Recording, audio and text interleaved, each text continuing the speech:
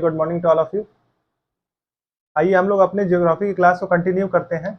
पिछले वीडियो में हमने ये देखा था कि अर्थ के जो फॉर्मेशन कैसे हुआ था, मतलब यूनिवर्स के फॉर्मेशन से होते हुए हम लोग अर्थ के फॉर्मेशन तक पहुंचे थे।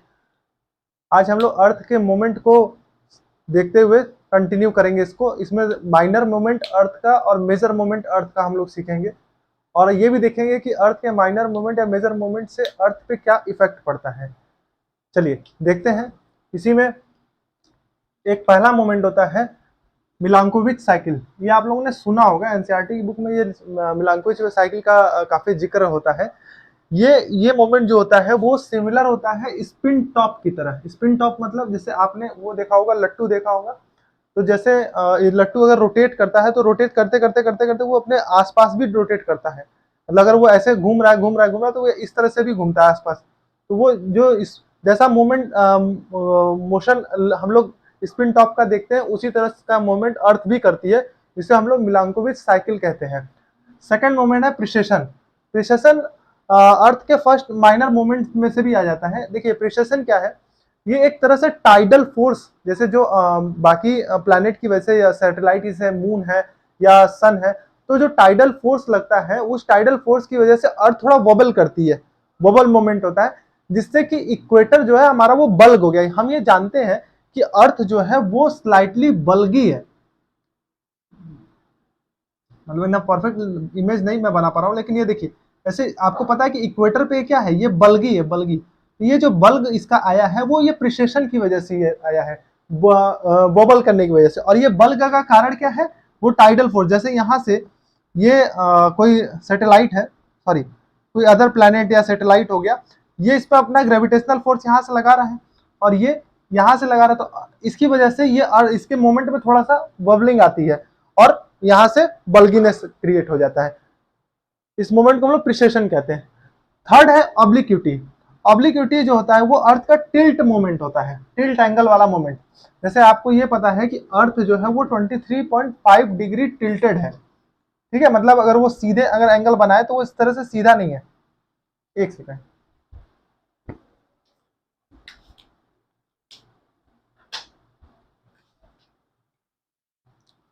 देखिए अगर हम लोग अर्थ को ऐसे ये बनाए इस तरह से, तो अर्थ जो है वो थोड़ा सा टिल्टेड है, मतलब उसका कुछ ये एंगल बनता है।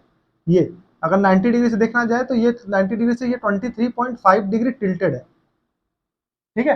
तो ये टिल्टेड एंगल, ये यहाँ पे ये ऐसे रोटेशन यहाँ होता रहता है अर्थ का, मतलब ये ऐसे ऊपर की तरफ भी ऐसे रोटेट होती रहती है। और ये रोटेशन इसका 22.1 से लेकर 24.5 डिग्री का ये टिल्टेड एंगल बनता रहता है। मतलब कभी ये 22.1 डिग्री टिल्ट रहती है, कभी 24.5 डिग्री टिल्ट रहती है। इन दोनों के बीच में ही मूवमेंट होता रहता है इसका। और करेंटली ये 23.5 डिग्री है, ठीक। अभी इसका क्या असर वो हम आपको बताएंगे। पहले अगला देखते हैं। अगला है इसेंट्रिसिटी। इसेंट्रिसिटी क्या है, ध्यान रखिएगा, ये सब अर्थ के माइनर मोमेंट है जिसका असर हम लोग को काफी सालों में पड़ता है। जैसे यहाँ देखिए, प्रिसेशन जो होता है उसका एक मोमेंट कंप्लीट होने में, एक रिवॉल्यूशन जो भी एक मोमेंट कंप्लीट करने में 26,000 ईयर्स लग जाते हैं। उसी तरह से ऑब्लिक्विटी का एक मोमेंट जो है, यानी 22.1 से अगर वो स्लाइटली मूव करना चाहेगा, या अभी करंटली 23.5 से अगर वो स्लाइटली मूव करना चाहेगा, तो उसमें उसको लगभग मतलब उसमें मिलियन ईयर लग ही जाएंगे लगभग। इसका समय मुझे 41,000 ईयर्स लगता है एक ऑब्लिक्विटी मूवमेंट होने में। थर्ड है इसेंट्रिसिटी। ये बताना, देखिए इसेंट्रिसिटी में भी 1 लाख ईयर लग जाते। होता क्या है, जैसे ये सन हो गया और ये ऑर्बिट हो गया अर्थ का, तो अर्थ अपने ऑर्बिट में, जैसे ये अर्थ है, इस ऑर्बिट में अर्थ मूव करती रहती है, मूव करती रहती है, ऐसे करके मूव करती रहती है। मूव करते करते करते करते ये ऐसे थोड़ा सा ऑर्बिट में शिफ्ट हो जाती है नीचे की तरफ, ऐसे शिफ्ट हो जाती है, ऐसे बहुत थोड़ा सा स्लाइटली ये शिफ्ट जाती है। तो यही जो शिफ्ट वाला मोमेंट है, मतलब ऑर्बिट में शिफ्ट होना ही इसेंट्रिसिटी कहलाता है, ठीक।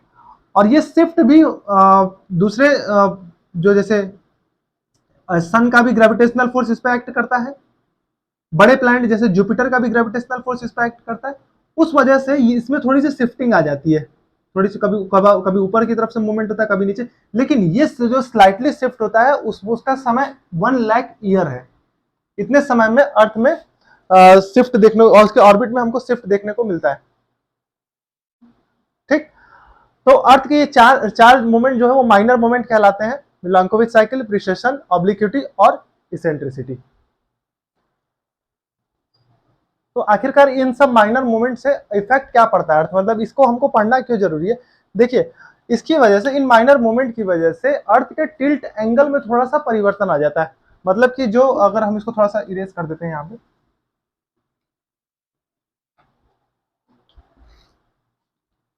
ठीक है, जैसे ये मान लेते हैं ये सन है और ये अर्थ, ठीक, अगर ये थोड़ा सा इसको टिल्टेड बना देते हैं समझने के लिए, मतलब थोड़ा सा ये ऐसे मान के चलिए टिल्ट है, ये टिल्ट, ये इसका टिल्टेड एंगल हो गया।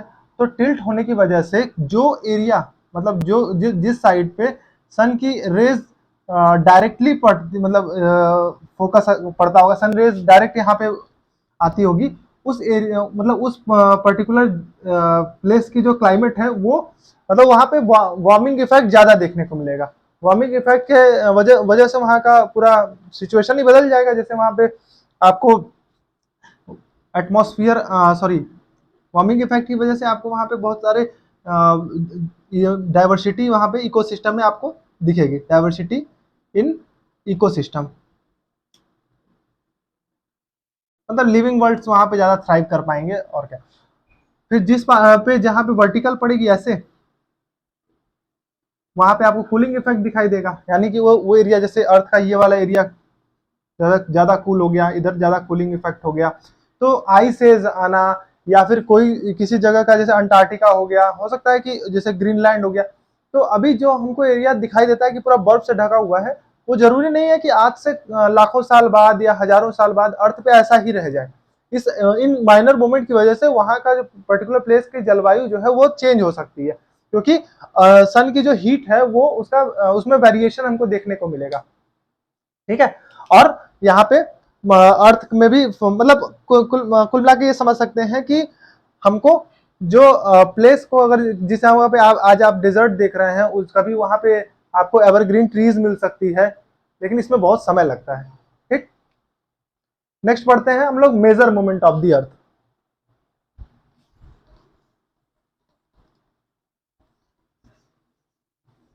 चलिए, अर्थ के मेजर मोमेंट को हम देखते हैं। अर्थ का मेजर मोमेंट, सबसे बड़ा पहला मेजर मोमेंट है रिवॉल्यूशन। रिवॉल्यूशन क्या होता है?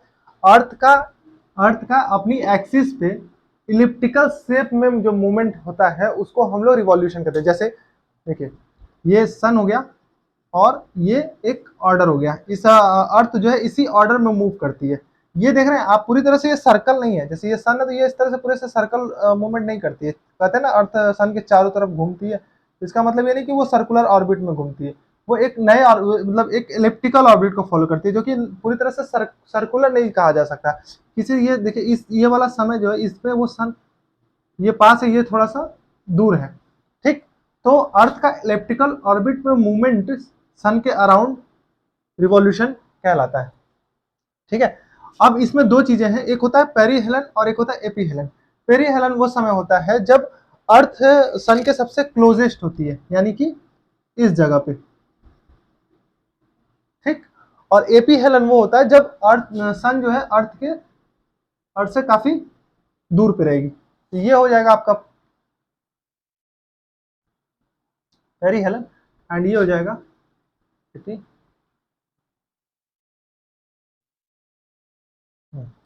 एपीहेलन। ठीक, पेरीहेलन वाला जो समय जो आता है, जो अर्थ के क्लोजेस्ट रहते हैं, सन जो है अर्थ के एकदम नजदीक रहता है, तो वो वाला समय 3 जनवरी को आता है। आपके मन में ये क्वेश्चन आ रहा होगा कि 3 जनवरी को है तो नॉर्थ में इतना ठंड क्यों पड़ता है? सॉरी, 3 जनवरी के आसपास नॉर्थ में ठंड पड़ता है, तो अगर नजदीक है तो, हाँ भाई नजदीक है तो भी भाई ठंड क्यों पड़ रहा है? जाहिर सी बात है, कहा जाता है ना कि अर्थ नजदीक है तो गर्मी बहुत पड़ रही है, सन के नजदीक रहेगी तो गर्मी पड़ेगा, और दूर रहेगी तो उसके विंटर आ जाएगा। लेकिन देखिए, हमने अभी आपको बताया था कि अर्थ का ये जो मूवमेंट वो टिल्टेड है, तो जब ये यहाँ पास में रहता है तो वो इस तरह से रहता है, तो इस समय नॉर्थ में डायरेक्ट रेज नहीं आती, ठीक है, डायरेक्ट रेज नहीं आती, नॉर्थ में टिल्टेड रेज आती है, और डायरेक्ट रेज जो पड़ती है वो इस तरफ साउथ में पड़ती है या मिडिल में पड़ती है। यानी कि अगर मान इसको बीच में इक्वेटर मान ले, तो इक्वेटर के नीचे डायरेक्ट रेस पड़ रही है और ऊपर जो है वो वर्टिकल रेस पड़ रही है। उस वजह से 3 जनवरी को नॉर्थ की तरफ आपको, यानी कि अगर इक्वेटर के ऊपर वाले पार्ट में देखेंगे तो उधर आपको कोल्ड वेदर मिलेगा, और साउथ वाले पार्ट में यानी कि इक्वेटर के नीचे देखेंगे तो आपको वहां पे कोल्ड वेदर मिलेगा। उसी तरह सिमिलर यहाँ भी है, जब यहाँ अर्थ आता है तो उसका ये नॉर्थ वाला ऐसे है, तो नॉर्थ वाले पार्ट पे डायरेक्ट रेस पड़ती है ऐसे, डायरेक्ट रेस, और साउथ वाले पार्ट में यानी कि इक्वेटर के नीचे वाले पार्ट में आपको वर्टिकल रेस दिखाई देगी। इस वजह से अगर जिस समय अर्थ हमसे दूर है, मतलब सन से अर्थ जब दूर है अप्रॉक्स 4 जुलाई के आसपास जब दूर है, तो उस समय हमारे यहाँ तब भी समर का ही समय रहता है, 4 जुलाई के आसपास सबको समर ही मिलता है, ठीक है। तो ये इसको हम लोग पेरीहेलन या एपीहेलन फिर से समझते हैं। पेरीहेलन अर्थ जब सन के क्लोजेस्ट रहती है यानी 147 मिलियन किलोमीटर रहती है, तब जाके उस पोजीशन को पेरीहेलन कहते हैं। एपीहेलन 4 जुलाई को होता है जब अर्थ सन से दूर रहती है, यानी फार्देस्ट पॉइंट पर रहती है, जिसको 152 मिलियन किलोमीटर के अप्रॉक्स माना गया है, और ये 4 जुलाई को आता है। ये डाटा आप याद रखिएगा, डाटा एग्जाम के पॉइंट ऑफ व्यू से इंपॉर्टेंट हो जाता है, ठीक। अब ये रिवॉल्यूशन का कारण क्या है, किस वजह से ये अर्थ ये सन के अराउंड रिवॉल्व कर रही है, और इस ऑर्बिट को वो छोड़ के बाहर क्यों नहीं जा रही है, क्यों सन के फैमिली से वो बाहर चल जाए, यहाँ जैसे घूमते घूमते यहाँ निकल जाए, या क्यों ये इसके अराउंड घूम रही है, इलिप्टिकल ऑर्डर में फॉलो करे। तो उसका रीजन है gravitational pull of the sun. Gravitation आप जानते हैं क्या होता है, ग्रेविटेशन देखिए, यूनिवर्स में हर एक ऑब्जेक्ट एक दूसरे पर कोई फोर्स लगाता है, फोर्स ऑफ अट्रैक्शन लगाता है, वो उसको अपनी तरफ खींचने की कोशिश करता है। यही ग्रेविटेशनल फोर्स को हम मतलब इसी अट्रैक्शन को, फोर्स ऑफ अट्रैक्शन को हम लोग ग्रेविटेशन, कोई भी ऑब्जेक्ट हो जाए यूनिवर्स में, वो एक दूसरे पर कोई ना कोई फोर्स लगाता ही है, उसको हम लोग ग्रेविटेशनल फोर्स कहते हैं, ठीक। उसी तरह अर्थ सन पे लगा रहा है, सन अर्थ पे लगा रहा है, तो दोनों का ग्रेविटेशनल फोर्स एक बराबर बना हुआ है। सन का ग्रेविटेशनल फोर्स थोड़ा ज्यादा है, इसीलिए वो अर्थ को अपने ऑर्बिट में बाउंड किए हुआ है। इसी वजह से ये रिवॉल्यूशन मोमेंट हमको दिखाई पड़ता है। इस रिवॉल्यूशन मोमेंट की वजह से अर्थ पे सीजन चेंज होते हैं, जो हम सीजन में वेरिएशन देखते हैं, क्योंकि आप यहाँ देख रहे हैं ना कि कहीं किसी समय अर्थ के किसी पार्ट पे डायरेक्ट रेज आ रही है, किसी समय किसी पार्ट पे डायरेक्ट रेज आ रही है, तो कभी नॉर्थ में डायरेक्ट रेज, कभी साउथ में डायरेक्ट रेज, उस वजह से सीजन में आपको वेरिएशन दिखाई देगा। जो वार्मर सीजन आपको जहाँ पे डायरेक्ट रेज पड़ेगी वहां दिखाई देगा, और कोल्ड सीजन आपको वर्टिकल रेज वाले इलाकों में दिखाई देगा। तो चेंज इन सीजन का रीजन है इफेक्ट ऑफ, सॉरी, रिवॉल्यूशन का इफेक्ट है चेंज इन सीजन, ठीक, इतना समझ में आ गया। रिवॉल्यूशन का देखिए अलग अलग कारण भी है। अगर हम ये मान के चले कि अर्थ टिल्टेड नहीं होती, मतलब अगर वो सीधे होती तो 90 डिग्री का इसका पूरा ऐसे इस तरह से रहता अर्थ, ठीक है, तो हम ये पाते कि सन की जो रेज है वो हमेशा ऐसे ही एक ही जगह पड़ रही है, और ये ऐसे नॉर्मल ऐसे राउंड राउंड घूमती, तो ये सन की रेज हमेशा एक ही तरफ पड़ रही है, मतलब इक्वेटर के आसपास ही पड़ रही है, ठीक। तो उस वजह से क्या होता है, सीजन कभी चेंज नहीं होता, वेरिएशन होता ही नहीं, हमेशा इक्वेटर पे गर्मी रहती, हमेशा ऊपर जो है आपको विंटर और नीचे विंटर मिलता। ट्रॉपिक ऑफ कैंसर और ट्रॉपिक ऑफ कैप्रिकॉर्न वो भी हम आपको समझाएंगे, लेकिन कभी भी अगर अर्थ टिल्टेड नहीं रहता तो हमको सीजन में कोई चेंज नहीं दिखाई देता। टिल्ट एंगल होने की वजह से सीजन में वेरिएशन आता हुआ दिखाई देता है, ठीक। रिवॉल्यूशन समझ में आ गया।